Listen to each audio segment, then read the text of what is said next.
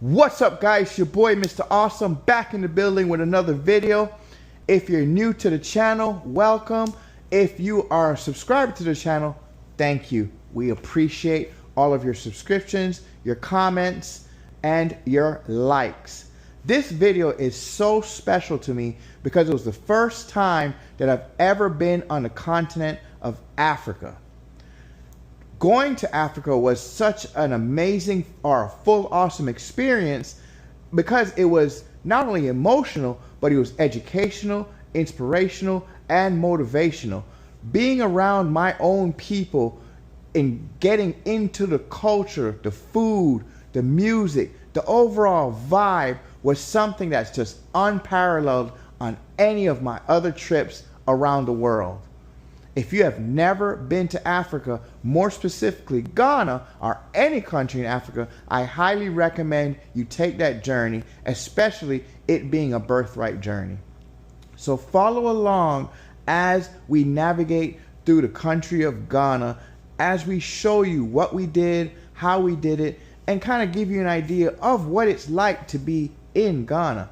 Guys, if you aren't subscribed to the channel, please consider subscribing. Like the video, get down into the comments. Y'all know how to get down. Y'all know what to do. Enjoy the video. I hope you find it enjoyable as much as I enjoyed making it.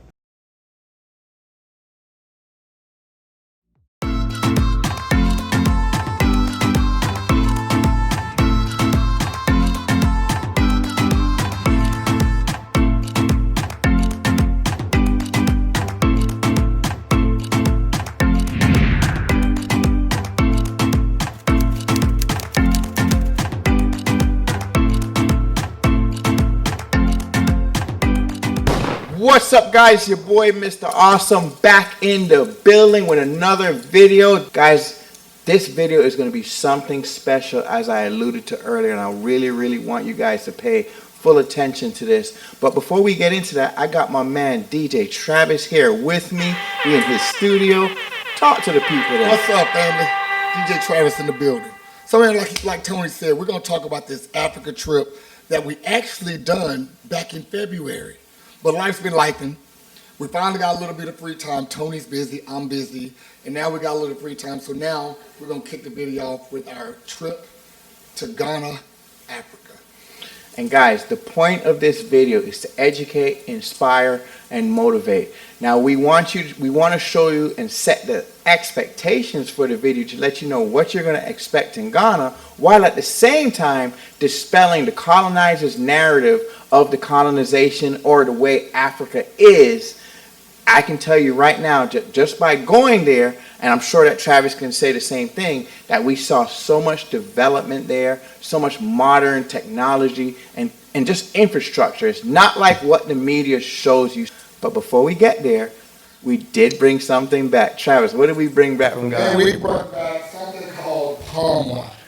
Neither one of us have had it. We're going to see what it tastes like. And y'all going to be the first to see us take a sip of this African palm wine. All right, let's go ahead and pour ourselves a drink, and then we'll get right into it.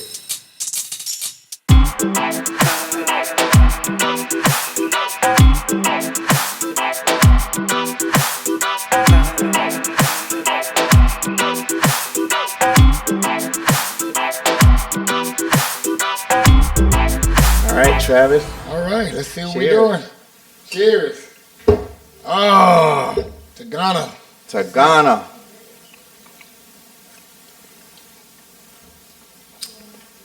Ooh, got a bite. Got a little bite. What do you think? It's not bad. Not bad at all. It's not bad. No, it really isn't. You know, we had it in Ghana. Remember, we had it like, guy came up in like looked like he had it in a gas can.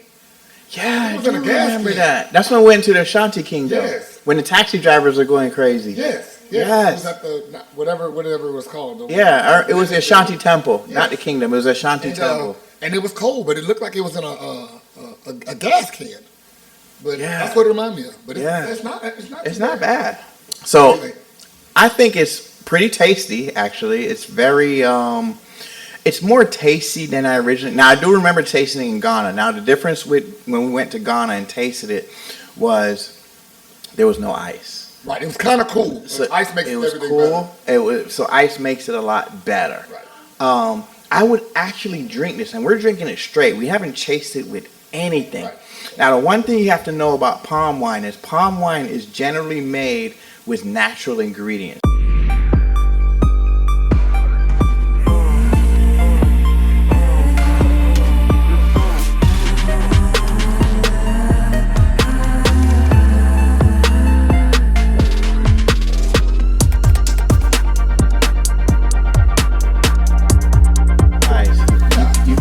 I definitely recommend this. Try this out, test it out, and of course visit Ghana. Just know that the flight that we took, or the airline that we took, was either United or British Airways. They will give you 2 bags for free. Anything over that is $200. So at one point, somebody's bag was 55 pounds. So what did we do? We started opening suitcases and moving things around, right? So just keep that in mind, guys. If you're flying international, pack as much as you want, as much as you may need, but just know that anything over that 50-pound threshold is going to be an additional fee, and any additional bags is going to be an additional fee as well. When we flew out to Ghana, we had to fly from DFW to Washington, D.C. And remember, this is the day after that crash between that airplane and that helicopter. Rest in peace to all of the victims of that crash. And we were all shook.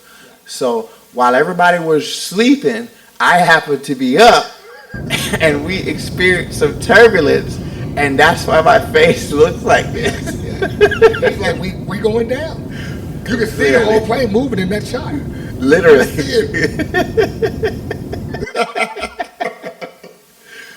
All right, guys. So going to Ghana is going to need a visa. It's going to need a yellow fever vaccine, and you're going to have to fill out this card here. So we finally landed in Ghana. Ghana's airport, or Kotoko International Airport, is a very modern airport. It has a lot of stores, gift shops, things like that. But the coolest thing about the airport was Aqua Lounge. Now, Aqua Lounge. You remember Aqua Lounge? Oh, man. Tell them about Aqua Lounge. What I remember, man, we go back to, it's baller. It's straight baller. They got the drinks. I don't remember what the drink pass. You get drink as much as you want. They had all the food, but it was just the airport lounge was baller. So just make sure you experience that if you decide to. If you got a layover in the airport, go to the lounge. And guess what? It's only $25, y'all. Yeah. That's $25 all you can eat and all you can drink. All you can drink. Now, I didn't eat, but I definitely drank. Tony gonna get his drink on. Understand this. This is a must. I want to eat. I like to drink, but I'm eating first. Tony drinking first. And he's right about that. Yeah. So one thing to know. When you arrive at that airport, you're going to be greeted by people who are going to offer you all sorts of services. They are going to want to take your bags. They're going to want to help you with your bags. They're going to claim that they're with security. They're going to claim that they're with the airport. Please don't be foolish enough, like I was, to fall for that. I fell for that. And what ended up happening is we ended up spending $45 to somebody who we didn't really have to spend any money with. But we didn't know, so it's a learning experience. It's a learning, and we're going to talk more about that in this video as well, because my goal is to, again, guide you guys on the way to interact and move around in Ghana. We met our amazing tour guide. He was very knowledgeable, very personable. Yes. I had zero complaints. Shout out to the Adinka group for putting this tour together. Diallo and his team. Amazing set of people. Amazing. Like I go, and the response is I mean, and it's also a way of getting your attention. Right. Yeah. So you'll be hearing it a lot. I go. Okay. Yeah. And my name is Enoch. Enoch. Yes. Nice meeting you all. Nice meeting you. Yeah. I have a question, Enoch. Okay. Can we get food before we go to the hotel? This food is from Shea Curry's Mama Africa in Osu. All right. And it's one of our favorite places. It's an Ivorian restaurant. The food is very, very good. And if you go there, almost everybody that goes there orders fish. That's the thing. You'll see everybody come in and order the fish. They'll order the tilapia or the redfish. And normally, you get this one. Oh, one person. One person. Wow. Wow. When I asked them why, they said, well, because we feel like if we gave you half, we'd be cheating. Yeah, yeah. Yeah, yeah. Yeah. Chateau Nana Willini. And I might be pronouncing that last piece incorrectly. Forgive me. But it was an amazing experience. Every morning we had breakfast. Every morning we had Solomon was making sure that we were okay. Every evening Solomon was checking to make sure we were okay. The hotel is such a clean, dope environment that I felt absolutely safe being there. What do you think? How did you feel? I think the fresh food, the way the host took care of us. Mm-hmm. They loved us, man. I can't rave enough about how they treated us. And that fresh fruit. Mm-hmm. The fruit compared to American fruit, it's not even in the same. On the same thing. It's not even the same. It's not even the same. The color of it and all that. Yeah. And just walking in and seeing the furniture and the style and the decor compared to what the propaganda that we've seen. When you talk about a nation in Africa. Yeah. It's just not true. The pool was amazing. They had spa services there. Yes. Now we didn't take advantage of either of those things because busy. when we were on that trip, We were busy. we It was were busy. adventure after adventure after adventure. And there were times that we didn't want to get up, y'all. I'm not even gonna lie to you. 8:30 in the morning. 8:30 in the And we morning. stayed out till like 12. And it was rough. But we did that to see things. But I want to tell you that going back to Ghana, that is the first place that we will go back to as a lodging place, resort, is Chateau Nana. And it's located right in Accra, in Labadi region. I highly recommend them. The food is amazing. The service was amazing. Absolutely. The rooms were amazing. I had zero complaints. Exactly. I wanted us to start with the day names. So if you are born on Monday and you are a male, you are called Kojo. When your mother bring you out, you already have a name. You have the day name you were born. Oh wow, okay. Yes. Oh. So you have two names, and then they will add another one to be three. That is your Christian name. Okay. So you have three names. Okay. Your surname, the day you were born, and then your Christian name.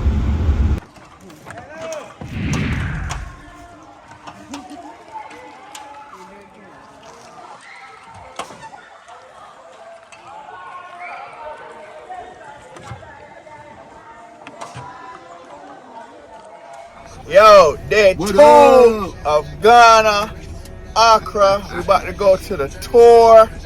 Just ate breakfast. Run it. With the supreme power that we can actually manage our own affairs.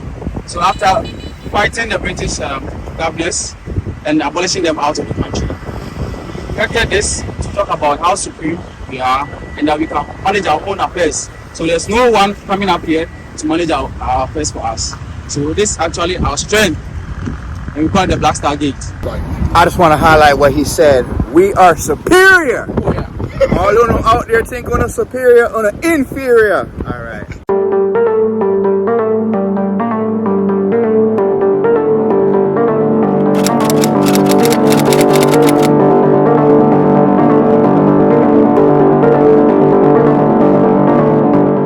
These ex-servicemen fought for the British rulers, and they were being promised that they are going to give them compensations, they are going to give them benefits. But after the war, they were being denied of it. So they decided to march peacefully to the place to get their revenue, to get their benefits and everything.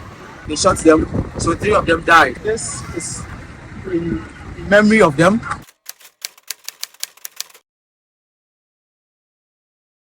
So for anybody who missed that, what he's saying is they created this monument for these soldiers who fought for the British colonizers, and the British had promised them benefits and raises.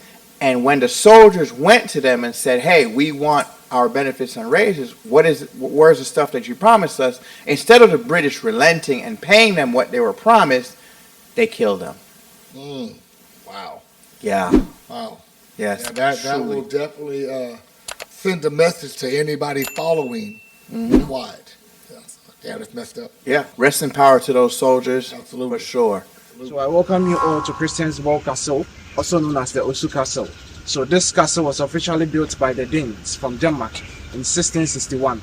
So for the Danes to be able to build the castle in which we see, they had to purchase the land from the Dane king of Osu, named Chief Okankwe in 1659, in which they had to pay 3,200 gold florins for them to be able to build a castle in which we see.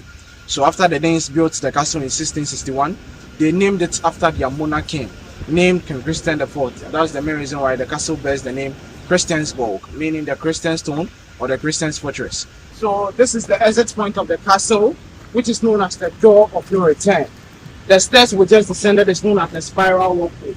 It was used as an entrance for the slaves whilst they were transporting them. So once they exit from this door, which is known as the door of no return, they are not returning back to Ghana or to West Africa. They were sent away to the 3 U.S. Virgin Islands, which is St. Thomas, St. John, and St. Croix. The Danes had sugarcane and cotton plantation over that end, so that was what they were using the slaves for. And how they were transporting them was, the bigger ship would dock about 2 kilometers away from the shores. They used the smaller canoes to transport them into the bigger ship. And because the slaves were not only gotten from Ghana, they were from all over West Africa. So during the time they were being transported, they started committing suicide by jumping from the smaller canoes into the ocean. And because they were kept in chains and line, if one jump, about 3 or 4 would join.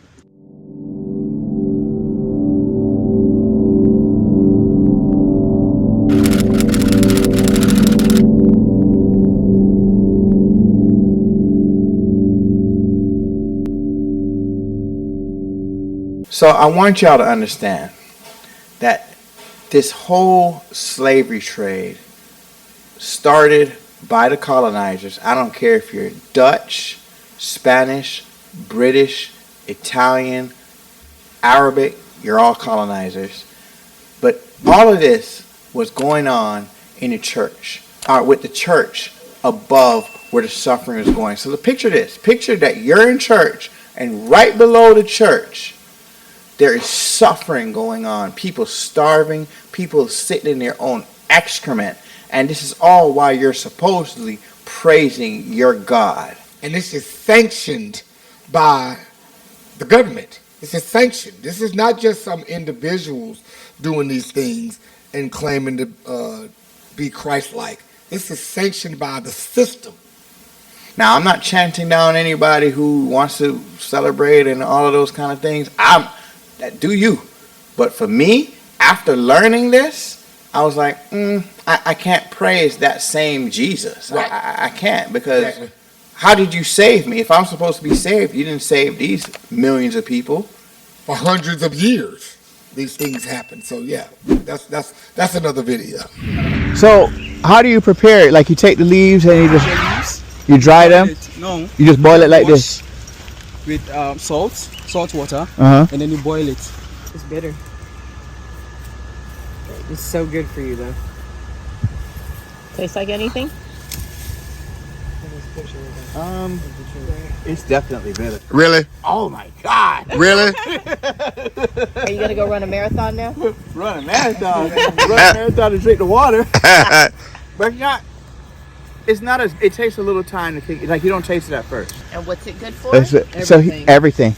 Prevents malaria, helps with digestion. Like it's got acne. Like it's Like the anti-probiotic. Yeah, pretty much. it's got a bunch of stuff in it. So when I was reading the book by Diallo, No. he had malaria at one point, and he went to the hospital. They give him Western medicine, but then he said after he got out, this is what he was drinking was a lot of neem tea. So when you said neem, I was like, oh, that's okay. So you take it in the morning, afmotherning, and then evening. And just drink Literally 2 times a day. Yeah, So like 4 or 5 days, you'll be fine. you'll be good. Yeah. When we are in the house and then we get sick, our mother will just bring some of these neem tree, and sometimes the bark of a mango tree, join it, boil it, and then And you're good to go.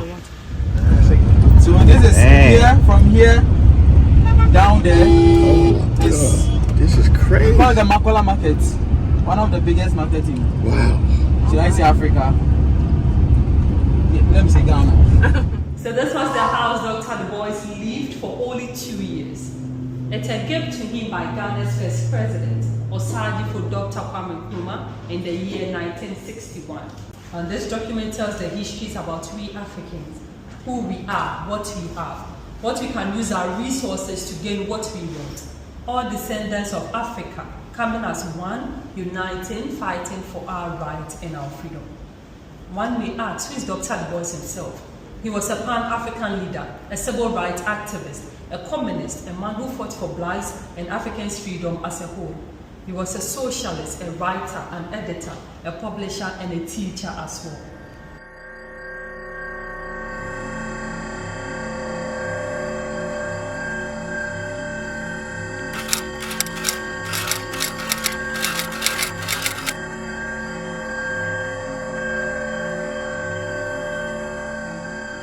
Funchon Funefu. Yeah, that is unity in diversity. You can see.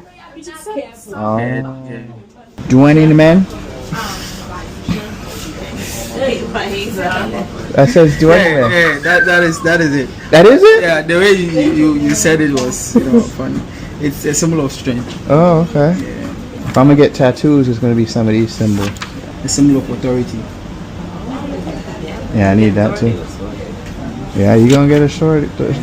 I've seen this everywhere. Symbol of beauty. Yeah. Diafi. Diafi. Diafi. Diafi. Diafi. Yeah, Diafi. This is Diami. This is one of the popular Diafi symbols. Symbol of supremacy. Yeah, I need to get that somewhere. I'm gonna make a shirt. Actually, I'm gonna buy this book.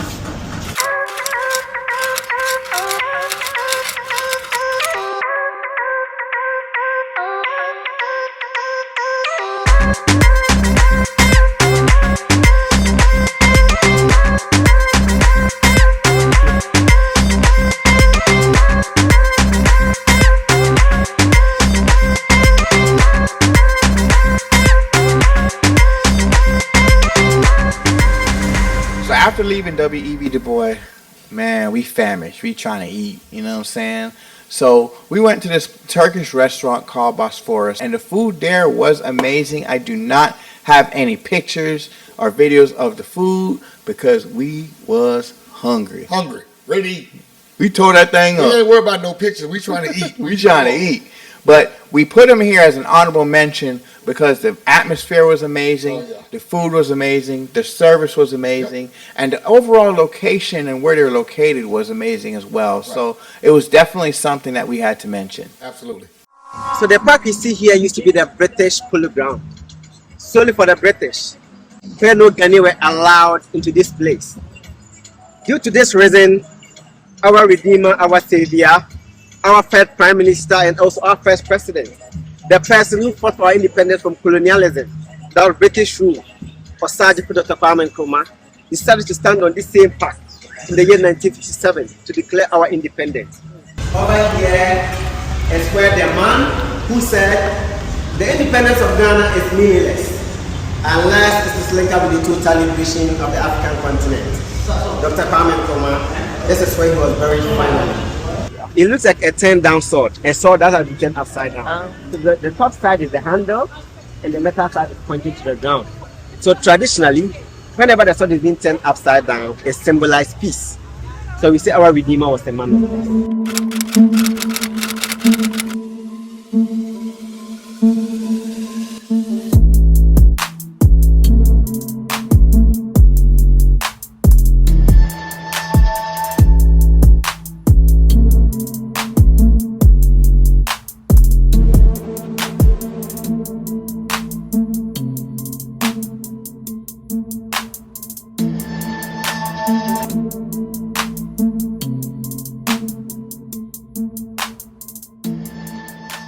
A lot of the iron production we have on the African continent were made by the African people. I always have a problem with books that claim that they don't know how the African people learned or had knowledge of iron production. Let's be fair to ourselves. If irons were discovered in Europe, we would be telling the same story and asking them how they knew the knowledge of that.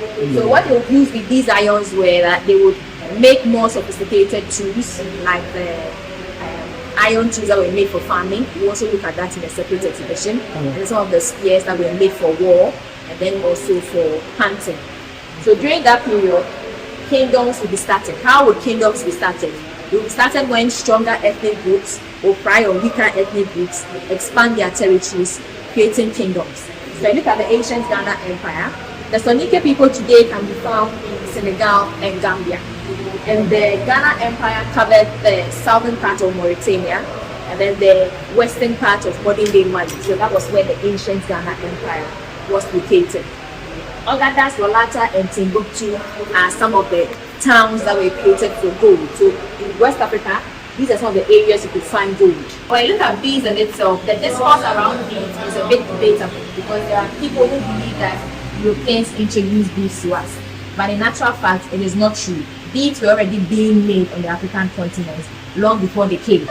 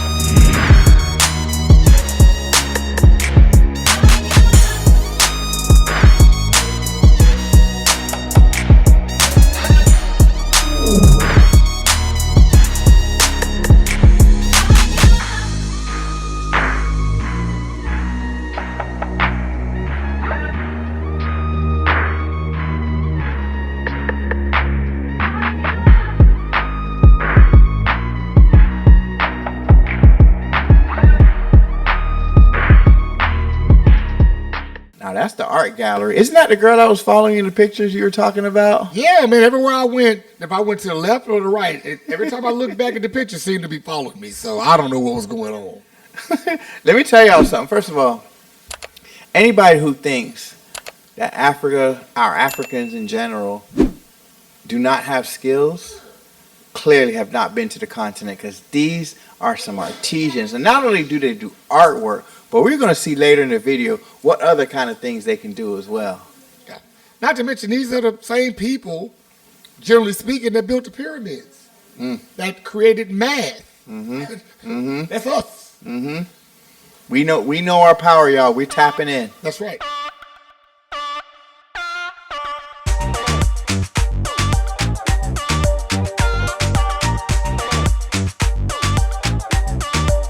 There are markets all over Ghana, indoor markets, outdoor markets, and they are selling a plethora of different things, from soaps to seasonings to rags to clothes. But the one thing I can say that unifies all of these markets is you better have your negotiating hat on deck, because if you don't, you're going to get ripped off. What was your experience in the market?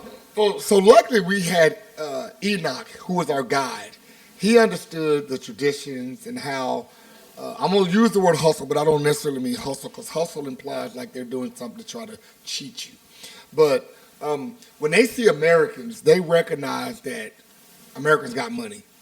And so Enoch, luckily for me, because I'm like super friendly, and they tell me a certain price, I'm like, okay. And Enoch was like, no, that's too much. That's too much. That's not what we're doing. So that was my experience. I'm too friendly, and Enoch was there, luckily for me, to be a representative for me to go, that's not what we're doing. Yeah. I'm not going to lie. You know, my Jamaican accent came out. Oh, yeah. It did. Quite often. Tony saved me from myself many times. Because I'll be like, yo, boss, man, I'll pay that. What do you mean $700? I want until, yo, man, I give you $300 for this right now. And you take it or leave it. And that's just how we had to do it. I know him. I've been around him a little bit. I heard about 30% of that. They probably only heard 30% of it too, but they could tell by his tone that they was on some nonsense. And this is not what we're doing. So I'm sure the ambiguity of what he was saying made him know he's not playing. Yeah. Because Tony will pull that out at any given moment. He'll pull out that Jamaican accent. And it came in so handy. So I'm going to tell you guys a story. There was a point that we were in the market and there was a bunch of people surrounding us. Oh, yeah. And I'm walking around with my backpack towards my front. And it's not to say that anybody was going to steal anything or I felt unsafe, but you know, situational awareness, let's be real, it's a thing, right? But I was surrounded by all these people yelling and screaming at me, and I had to say, yo, Brethren, if una no give me no space, I don't want to buy nothing from anybody. And everybody had to understand that's right. What it is. And they backed off. And they all backed off. Because they want that money. They want the money. They want that money. And here's the thing, people, and we're going to talk about that in this video here, the tips video later, but you got to understand that it's a very thin line when you go to these markets. You don't want to get ripped off, but at the same time, you got to understand that these folks are working hard to sell the products that they're selling, whether they made them, whether they sourced them from somewhere else in the country, they still worked to get these products. So it's a very fine line of dealing with the business of it, of knowing, okay, well, I don't want to get ripped off, but I also want you to make a little bit of money as well. Right. So I want y'all to keep that in mind. Don't go there to get ripped off. But the advice that Enoch gave us was, if they give you a price, start in half. Cut it in half. And guys, before you think, oh, I never want to go to Ghana, this is why I don't go to Jamaica, this is not indicative of only black culture. It doesn't matter what country you went to. I've gone to Italy, experienced the same thing. I've gone to Dubai, experienced the same thing. I've gone to Costa Rica, Mexico. It doesn't matter where you go in the world, you're going to experience people that are trying to sell you things. This is their job. And at the end of the day, if you think about it, we're going through it every day. The only difference is not face-to-face. When you look at your commercials on YouTube, your ads on the TV, it's basically the same thing, except they're not hounding you in person. Right. They're just hounding you through your phone, through ads. It's the same thing.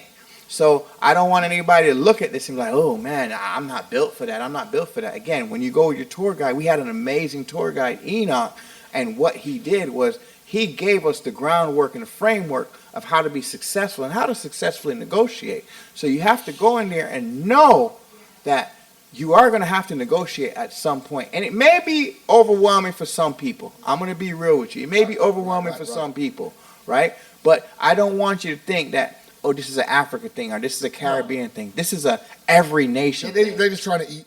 They're just trying to eat. That's it. And also you got to understand, these people, most of them that we experience don't have jobs. They don't have a job. This is their job to sell whatever product it is for them to sell. Whereas most of this, you consider it a hustle. No, this is their job. That's how they make their money. Yeah, so just keep that in mind. So while I'm sitting there, I'm purchasing my items. Now, it is hot. I'm not going to lie to you guys. It is hot. It's a market. It's going to be hot, right? So we're sitting here, and Travis is, he's a swole dude, and he's obviously sweating. It's 75,000 degrees in here. We in Africa, right? And Travis, talk about So this guy walks up to me. He's very energetic, which I am too. And he shakes my hand, and at the same time he says to me, "Why are you sweating like a pregnant fish?" All right. All right. Why are you sweating like a pregnant fish? all we could do is just roll. We just fell out rolling. I never heard the term sweating like a pregnant fish. To this day, I don't even understand the correlation, but it was funny as hell. We're there at Aburi Village craft market. Nice little vibe, get some Mama Africa jewelry, understand? Shout out to the Rasta man them. Those markets that we viewed before were all in Accra. So Aburi Village is a village a little bit outside of Accra. I want to say it was about an hour maybe. Yeah.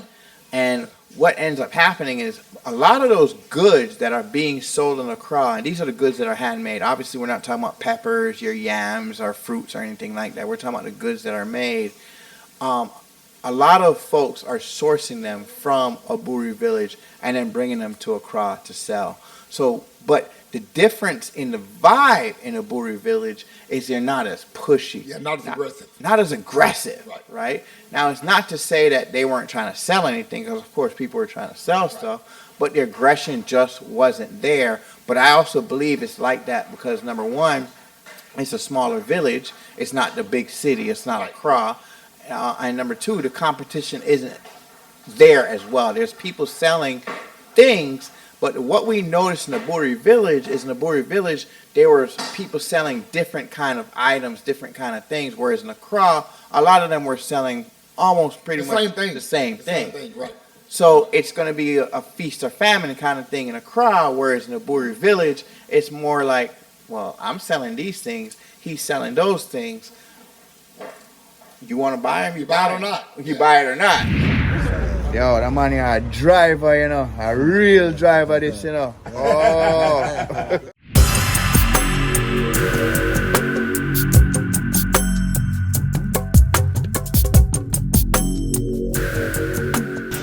Welcome to Aburi Garden.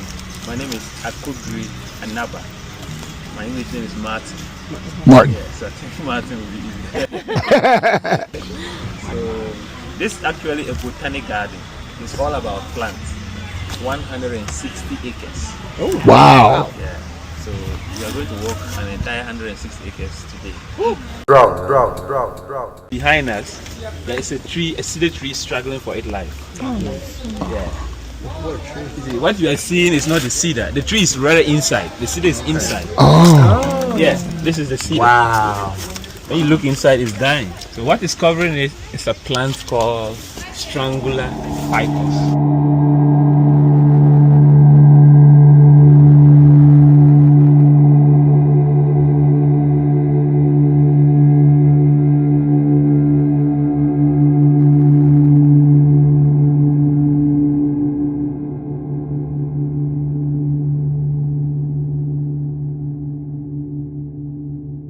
Just take a little piece. So when you cut it, all you need to do is just take a little bite. Oh. And when you do that, you can tell, you can have an idea what this plant is. Neem. You are very close, but not neem. It's bitter like neem. It's bitter. Oh my God. This is best anti-malaria before neem. Oh. Yeah. Oh, you didn't need to take your pill. Just see, I was trying to tell you. Quinine. I don't know whether you guys heard of quinine. No. American. Oh my God, this is bitter. yes. What's it called? Quinine. So that's where the medicine comes from. Yes. See, I'd rather come here and eat the natural thing. Yeah. You said Travis, you can sit on it. try to sit on that thing. Oh, you got white shorts on. Like the Stand Yeah, by. watch out. So strap yourself. But I'm gonna like this. I kind of look Aye, Captain.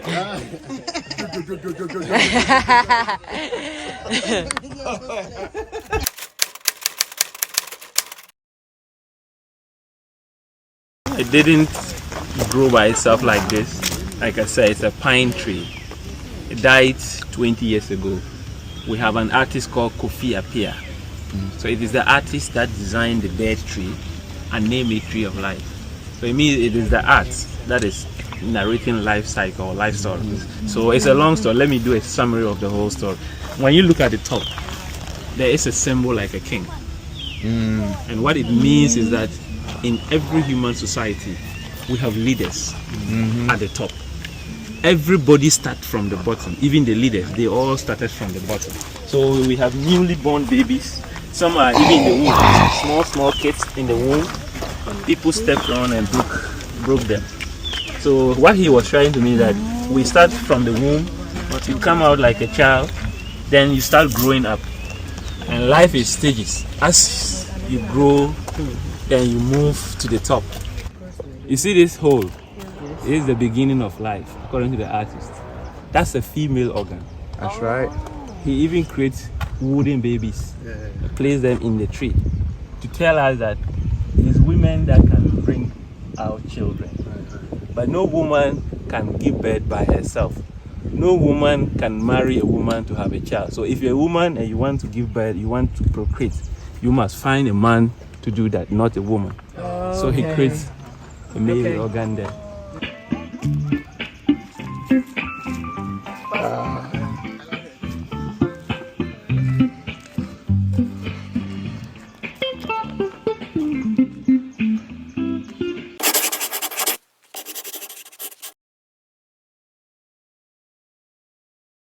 So I decided to make a nursery.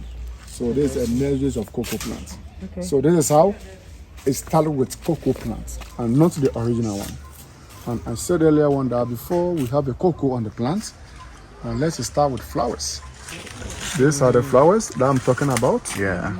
So when a flower opens to become like this, that is when the cocoa that we're talking about will start from here. Wow. Just like that. Dang. So, Yeah. this is how the beans are always arranged in the pot. And in every cocoa pot like this, the beans inside ranges from 1 up to 55. So that we'll place them onto the leaves. So that we take another leaf, we cover like this. Fermentation always starts under darkness. Sticks or stones come around like this, then we place them around. So assuming there are sticks or stones, we just place it around. And every part can be covered. And I told you that fermentation has to be done for 1 week. You can see the color is now starting changing from white to become brown. This is a form of a chili that we have in Ghana. And this chili over here, they doesn't grow bigger than what you are seeing on the plant. Just the sizes Are the same size. of it, whenever they are red, That's the red one. yeah, they are all ready to be harvested. Oh wow. Oh. That's And Yeah. And I'm telling you about this plant. In Ghana, we have some chilies which are bigger than my finger, Oh. but they are not spicy Like than this. this. So the next place we went was a place called Valley Safari. And Valley Safari is an eco-lodge resort, which is about 65 kilometers from Accra. Now, we didn't exactly stay here, but we did have lunch there, and I can tell you that lunch was amazing.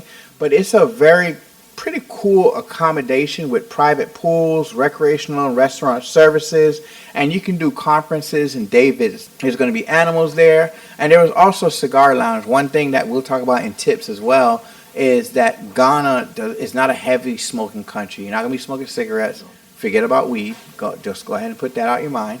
And cigars or anything of that nature, it's going to be done behind closed doors. But Valley Safari, it's a place where you could stay, and I can't speak to the prices at the time because it was a few months back, and I know that the currency is a little bit different, but I know that when you rent one of those lodges, it comes with a chef where they're making you breakfast, lunch, and dinner. What do you think? And, you know, it's not a safari per se, but you did see animals that you wouldn't see in America. We didn't see lions and tigers and elephants and giraffes, but we did see what would be exotic animals to us. So we had a good time. It's definitely a place to put on the list if you ever go to Ghana. So this is the next day. We went to Aqua Safari. Now, Aqua Safari was the fun part of the trip. This is the part of the trip where we had a complete blast. It was just all fun. So now driving there was a little bit nuts. Now driving in Ghana is a little crazy. And typically when you rent cars, you're going to come with a driver. So just note that. And we'll talk about that in the tips as well. Of course, I want to drive, but I didn't get a chance to drive. But Aqua Safari was an amazing park where you can rent jet skis. You can eat buffet It style. was basically a buffet, and they had a huge variety of meals depending on what you wanted to eat that day.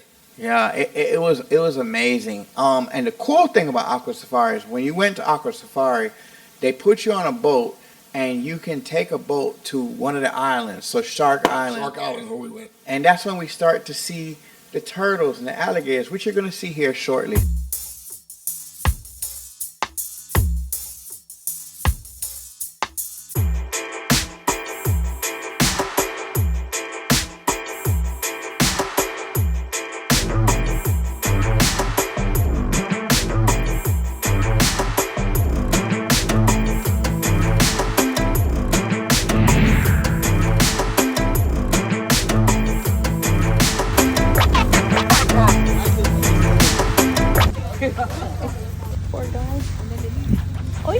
your tail to help you. Let me come this way. Wow. He scares you? It's strange. Yes. You yourself, you can carry it. Oh, you can touch it. You know, some people eat them. Oh yeah.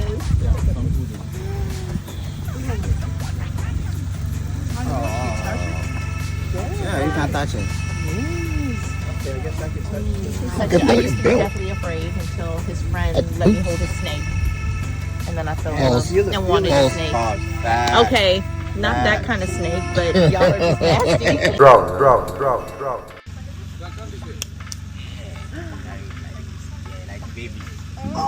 Oh. He's like, no, you're not. I'm good. He doesn't like me. He doesn't like me. He's sliding out like a little baby. You get the jelly off. Like, no.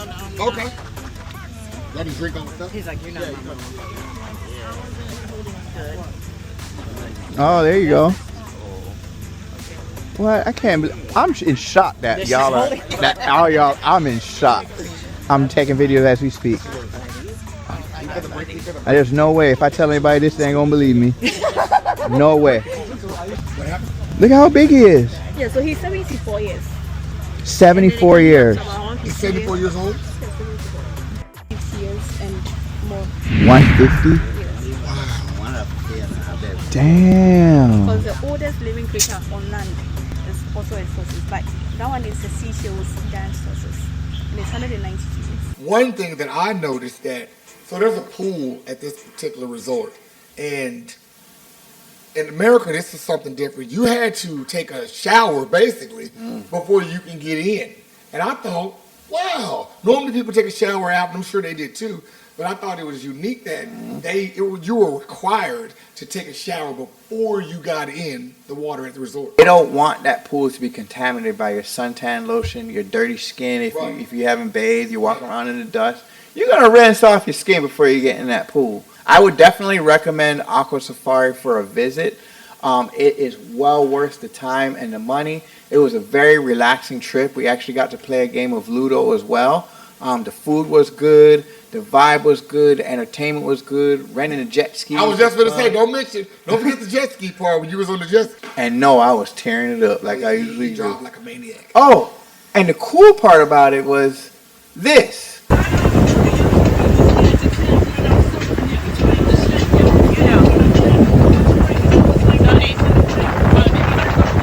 Me a driver from day one. Big up to all the people that in Ghana. Big up to all the people in Jamaica. Dirty Babylon, forget Sundown. Yo, love it here, bro. I don't want to go back to America at all. Love it. Oh, freedom. Everything I have. So while we were there, we decided that we wanted to see some real estate. We wanted to see some property. So we attempted to connect with Marvin, but unfortunately he was out of town. But he did put us in contact with some contacts on the island. Now this came as a two-part bonus. Number one, we got to see some dope cribs being built on Shark Island. Now these homes are pretty much out on their own, right? You're on a little island. So you're going to be self-sufficient, which means they're going to have their own water, their own power. They're going to have solar panels, things like that. But the cool thing about these homes is they all have modern conveniences, modern touches. We're not looking at stuff built from the 1980s. Right. All of these places are brand new. Unfortunately for us, none of these places were available. They were all sold out. The lots behind were sold out. The only thing that we could buy would be a condo, which is not what we really wanted. So it didn't work out for us, but it was really, really cool and informational to actually see the places that are being built in Ghana. The prices are reasonable. Yes. I don't know exact, but they were under $200,000. Yeah. For these places that were laid. All of them, most of them had a pool, right? Mm-hmm. So, yeah, they had a pool. And they were all under $200,000. Yeah, but you also had a tri-level, or two floors. So you had two floors. The first level would be, your living area, and then the second level is like your chill area. Right. So it was really, really dope, and I think that Marvin did a really good job on building these houses and incorporating them into the village. Yeah, All going. Hello. They said we talking to the. They talking to the girl. Good job. Good. No fish thing around here. No. Good. Love it. Oh, okay. So they pour like baking. Oh, okay. So it's more like their gods, they worship it. This what? Their gods, they worship. Oh. So they normally pour libations. It's like sacrifice. Yeah. Oh, okay. But it's not something scary. No, so some of these houses you find the pots here. Some of these houses you find some and the water is very cold. It's very chill. But their gods don't like it. They don't like the dogs. So they will never bring the dogs there. Okay. Some also don't like chewing of dogs or maybe snakes. Yeah. Pork, yeah. Especially pork. Yeah. Because it has a meaning to it. Sometimes it's more like that is what angers the gods if you do that. Yeah.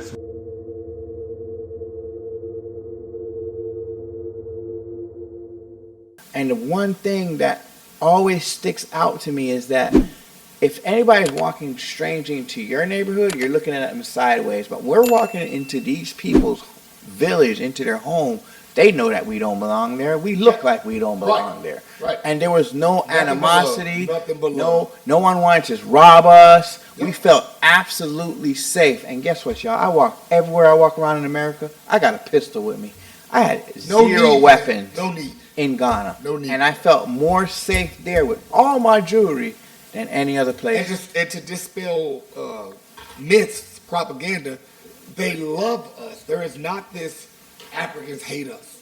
They love us as African Americans. So, like I said, another mention to make sure you mention Ghana, you will not be in any kind of danger. Mm-hmm. That's a good point, Travis. You know, there is this popular, I don't want to say popular, this is unpopular opinion that Africans hate Americans. And that's just simply not true.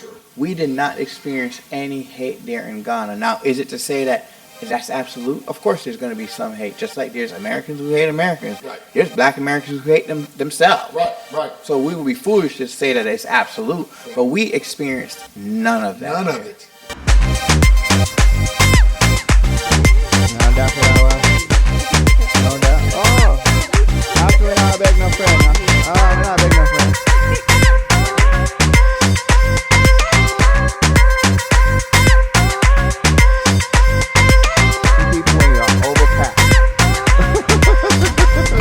So one of the things I want to mention to you guys is currency exchange. Now, you got to understand that the way the colonizer banking system works, you cannot just walk into Bank of America, Chase, Capital One, or any of these banks and say, hey, I want some Ghanaian CDs. It is not going to work. You cannot do that, right? So the only successful way to exchange money is two ways. You can do it at the airport, not recommended. If you do at the airport, and we'll talk more about this in a tips video, is you want to exchange enough just to get through, maybe $100. Right? The majority of our exchanges are going to be done with what you call brokers on the street. Now, I do not recommend you walking up to a broker with American money. Right, because you're going to get got. You're going to get robbed. And not to say you're going to get robbed, but you just don't want to do that. Yes. You want to have an intermediary who kind of handles that for you, who speaks the language. I called him, I dubbed him, this is just my own terminology. I dubbed him the money man. Mm-hmm. That was just my own terminology. Nobody probably ever uses that, but when I'm describing him, I dubbed him the money man. And what would happen is we would pull up to a location where we knew one of them would be, and our tour guide would tell him what we wanted to do, and the guy would literally take off running to go get the money man, and the money man would come back with their currency, and we'd make the exchange.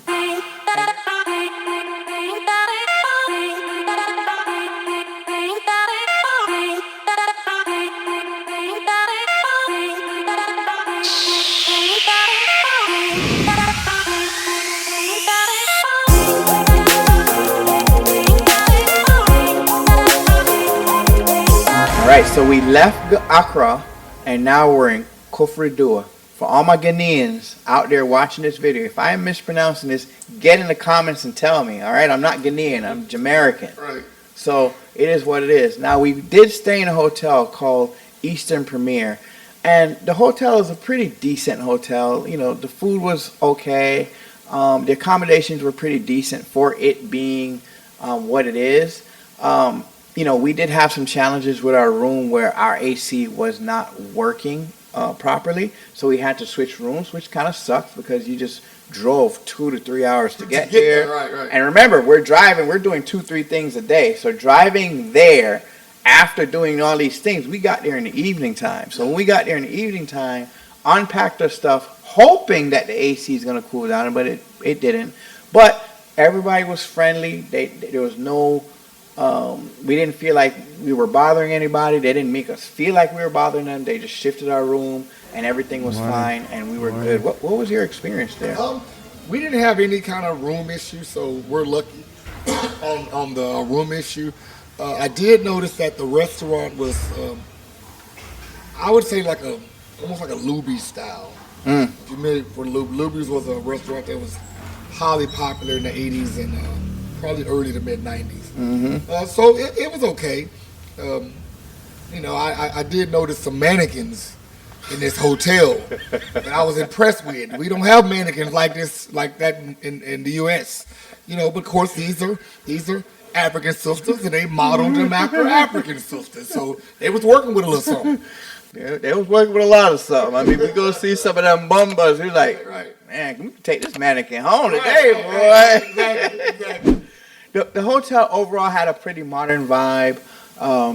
Other than the snafu with the room, there was really no concerns or anything. There was no security concerns for anybody who's concerned about that. Again, the staff was friendly. You do get a breakfast every morning. And there's a restaurant on site. So no problems there at all. Who's winning? Me. Yeah, he's almost home. He got one home already and he about to take the other 2. Well, he got one about to go, one's already out. But he still have one for bond.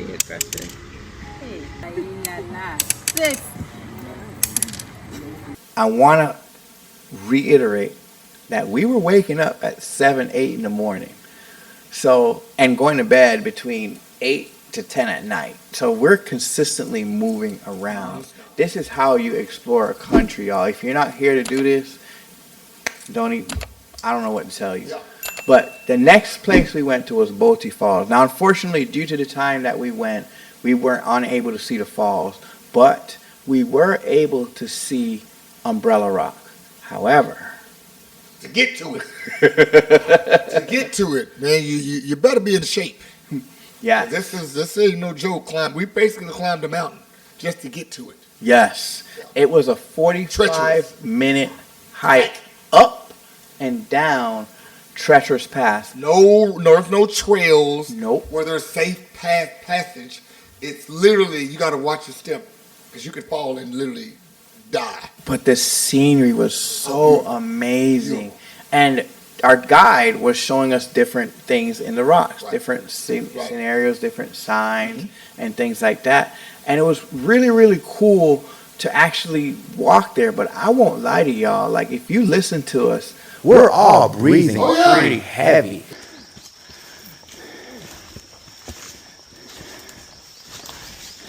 Lord, you got it. You should have never looked.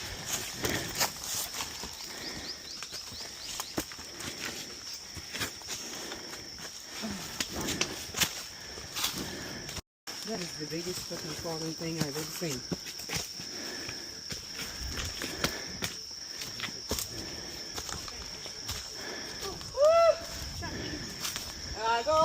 I mean, where your voices at?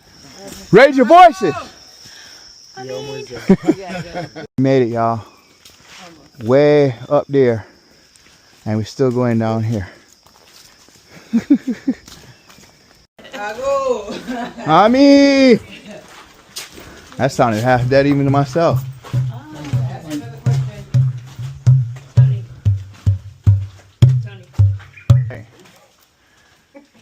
Mix down.